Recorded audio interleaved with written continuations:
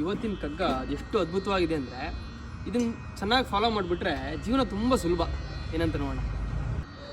ನಗು ಮನದಿ ಲೋಗರ ವಿಕಾರಂಗಳನ್ನು ನೋಡಿ ಬಿಗಿತುಟಿಯ ದುಡಿವಂದು ನೋವ ಪಡುವಂದು ಪೊಗು ವಿಶ್ವ ಜೀವನದ ಜೀವಾಂತರಂಗದಲ್ಲಿ ನಗು ನಗುತ ಬಾಳ್ತೆರಳು ಮಂಕುತಿಮ್ಮ. ನಾಗಲೇ ಹೇಳಿದಾಗೆ ಒಂದು ಉತ್ತಮ ಜೀವನ ನಡೆಸೋಕ್ಕೆ ಒಂದು 4 ಥರದ ಟಿಪ್ಗಳು ಕೊಡ್ತೀಯಾರ ಇಲ್ಲಿ.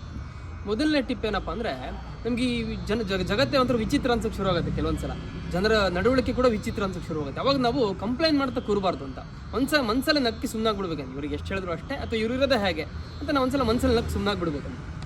ಅದು ಮೊದಲನೇ ಟಿಪ್. ಎರಡನೇದು, ನಮಗೆ ಎಷ್ಟೋ ಸಲ ಜೀವನದಲ್ಲಿ ತುಂಬ ಕಷ್ಟ ಬರುತ್ತೆ, ತುಂಬ ನೋವುಗಳು ಒಟ್ಟೊಟ್ಟಿಗೆ ಬರೋಕ್ಕೆ ಶುರುವಾಗುತ್ತೆ. ಅವಾಗ ಎಲ್ಲದನ್ನು ಎಲ್ಲರ ಹತ್ರ ಹೇಳ್ಕೊಳ್ಬೇಕು ಅಂತಿಲ್ಲ, ಅದನ್ನು ಮೌನವಾಗಿ ಅನುಭವಿಸು, ಮೌನವಾಗಿ ಎದುರಿಸೋದನ್ನ ಅಂತೇಳಿ ಹೇಳ್ತಾರೆ. ಇದು ಎರಡನೇ ಟಿಪ್. ಇನ್ನು ಮೂರನೇದು, ಜಗತ್ತಿನ ಜೊತೆ ಬೆರಿ ಅಂತ. ಯಾವುದೋ ಒಂದು ಮೂಲೆಯಲ್ಲಿ ಕೂತ್ಕೊಂಡಿರ್ಬೇಕು ನೀನು ಅಂತಲ್ಲ, ಜಗತ್ತು ಜೊತೆ ಬೆರಿಬೇಕು, ಎಲ್ಲರ ಜೊತೆ, ಎಲ್ಲರೊಳಗೆ ಒಂದಾಗೋ ಮಂಕುತಿಮ್ಮ ಅಂತಲೇ ಹೇಳಿದ್ದಾರೆ. ಎಲ್ಲರ ಜೊತೆ ಬೆರೆತು ನಗನಗತಾ ಬಾಳು ಅಂತೇಳಿ ಹೇಳ್ತಾರೆ. 4ನೇದು, ನಗನಗತಾ ಬಾಳೋದಷ್ಟೇ ಅಲ್ಲ, ನಗನಗತಾ ತೆರಳು ಅಂತ. ಒಂದು ದಿವಸ ಎಲ್ಲರೂ ಹೋಗಲೇಬೇಕು. ಹೋಗೋ ಸಮಯ ಬಂದಾಗ ಕೂಡ ಯಾವುದೇ ರಿಗ್ರೆಟ್ ಇಲ್ಲದೆ ಖುಷಿಯಾಗಿ ನಗನಗತಾನೆ ಹೋಗಪ್ಪ ಅಂತೇಳಿ ಹೇಳ್ತಾರೆ. ನಮಸ್ಕಾರಗಳು.